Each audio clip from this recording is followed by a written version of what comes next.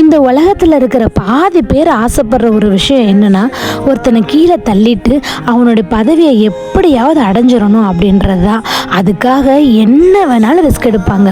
ஆனால் ஏசப்பா சொல்கிறாரு, நீ பதவியில் உயர உயர போகணும் அப்படின்னா ஃபஸ்ட்டு நீ பணிவிடக்காரனாக இரு அப்படின்னு சொல்கிறாரு. ஒரு வனாந்தரமான இடத்துல 5000 புருஷர்கள், ஸ்திரீகள், குழந்தைகள்னு நிறைய பேர் ஏசப்பாவோட சுவிசேஷத்தை கேட்கறதுக்காக வந்திருந்தாங்க.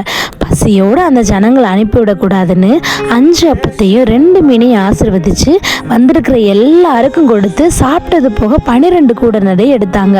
ஒன்று யோசித்து பார்த்தீங்களா? அத்தனை ஜனங்களுக்கும் யார் பரிமாறி இருப்பாங்க? ஏசப்பாவுடைய சீசர்கள் தானே பரிமாறி இருப்பாங்க. அப்போது அவங்க பணிவிடக்காரங்களாக இருந்ததுனால தான் அந்த ராஜ்யத்தை கட்டக்கூடிய பொறுப்பை சீசர்களுக்கு கொடுத்தாங்க. அதே மாதிரி நம்மளும் நம்மளுடைய வாழ்க்கையில் கடவுள் நம்மளை உயர்த்தணும்னா ஃபஸ்ட்டு பணிவிடக்காரங்களாக இருக்கணும்.